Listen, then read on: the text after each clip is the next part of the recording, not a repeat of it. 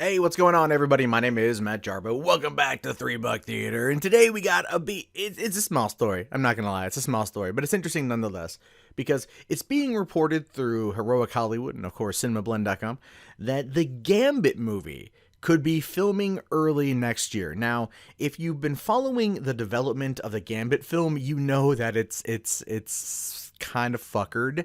It has been for quite some time. I remember at Comic-Con 2015 when they had the big panel for all the X-Men properties. You had, Ryan Reynolds out there for Deadpool, and you had the cast of X-Men Apocalypse, and then out came Channing Tatum as fucking Gambit to introduce Stan Lee. And it was cool. It was a great time. And they were like, Gambit coming sometime soon. And everyone was like, oh shit, Fox is not fucking around. After the success of X-Men Days of Future Past, they knew they were going to do X-Men Apocalypse to finish out that particular trilogy. Deadpool's on the horizon, and Gambit was pretty much a guaranteed thing. But ever since then, it's just been going through, every bout of development hell. So it says here, that one of the upcoming X-Men spin-off films, Gambit, has been in development limbo for quite some time now, with Channing Tatum set to play the beloved mutant. The project has lost two directors, with Doug Liman jumping ship from Marvel to DC to direct Justice League Dark.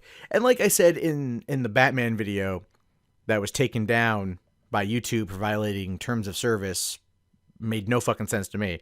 I did say in that video that you can tell that DC is going to be pushing the Batman side of things for a while, and Justice League Dark feels like it's going to be kind of pulling from that particular universe, given the fact that the Justice League Dark movie that came out heavily featured Batman in it. So, they're going to be using that as kind of like the foundation going forward in the DCEU, probably because they're worried that it's all going to go to fucking hell. But Doug Liman is, I'm a little bit bummed. I'd love to see what he would do with this. I think Doug Liman is an insanely awesome director. Edge of Tomorrow, his last movie, was just amazing. But unfortunately, we're not going to see him direct Gambit. Now, in an interview, Simon Kinberg, who's kind of like the Joss Whedon of the Fox Marvel films, did say, in terms of Gambit, that's a movie we're still developing very actively, and Channing Tatum is incredibly committed to it. We plan to probably shoot that at the beginning of next year, which does kind of make sense. Because like I said, right now, Fox and X-Men and everything, they're kind of in this weird state of limbo. Right, and it does continue with that sentiment here. It was recently reported that Kinberg is in talks to potentially write and direct the next X-Men movie, which would mark as the screenwriter's directorial debut in the film world. Kinberg is also an executive producer on FX's Legion, as well as the upcoming X-Men television show that they're currently working on. That I can't wait for, because the guy who developed Burn Notice is the executive producer on that one. But what we know going forward with Fox and their Marvel properties right now is anything is up for grabs. Anything is up for grabs. And then the video I did yesterday about Wolverine and Deadpool 2, and that's how that's never going to fucking happen. Maybe it might happen. But basically, they're looking to kind of reboot everything. So they have New Mutants that they're working on, but you've got Sophie Turner saying that they're going to be shooting another X-Men movie this summer. You've got James McAvoy saying something along the same lines. So we know that they're going to be continuing the franchise, because they don't want to let it go and have those rights return to Marvel. They don't want that. And that's what's going to happen if they don't use it. If you don't use it, you lose it. And they're going to keep pumping out these films because they legitimately have to. But what we can see going forward from this, and this would be really cool if it happens, would be to look at what's been successful recently. Okay, so you had X-Men Days of Future Past in 2014, which was an excellent movie, very well done, very well made. And then X-Men Apocalypse kind of tanked. And it kind of tanked coming off of Fantastic Four, really tanking. Now, here's the deal with that. is Fantastic Four and X-Men Apocalypse were both exec produced by Simon Kinberg. He wrote Apocalypse's script. He might have written Fantastic Four script. I don't remember. Don't quote me on that. But he was definitely involved heavily in those projects. With Deadpool, they were hands off on. They let Ryan Reynolds, Tim Miller, Paul Wernick, and Rhett Reese, they let those guys handle that shit. And as we saw, it was well done. Great movie. Still, it came out a year ago, and I still love popping it in and just watching it because it's so well done. But because of the success of Deadpool, they let James Mangold and Hugh Jackman go fucking hog wild for Logan, which comes out next week. And the R-rated comic book movies, if done well enough, will have a very high box office return because they're going to be offering something that, for one, Marvel won't do, which is violence, and two, maybe more in-depth character films, which is, again, Marvel focusing on more of its ensemble pieces, still won't necessarily do. So they could find themselves in this position of creating more of the down-to-earth, gritty films that comic book fans have been wanting, right? And there's a reason why people really gravitated towards Watchmen, because of how dark and gritty it was. There's a reason why Batman Begins and The Dark Knight and The Dark Knight Rises did as well. It's because they were grounded, they were gritty.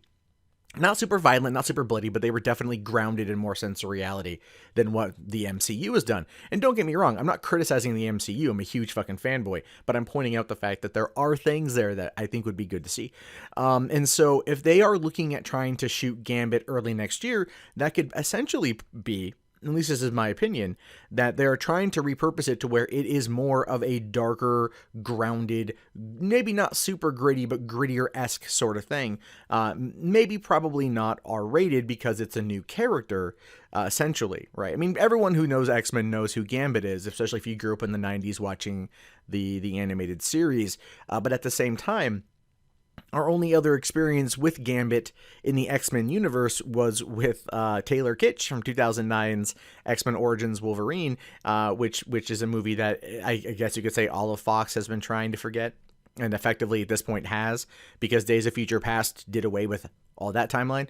So again, whatever.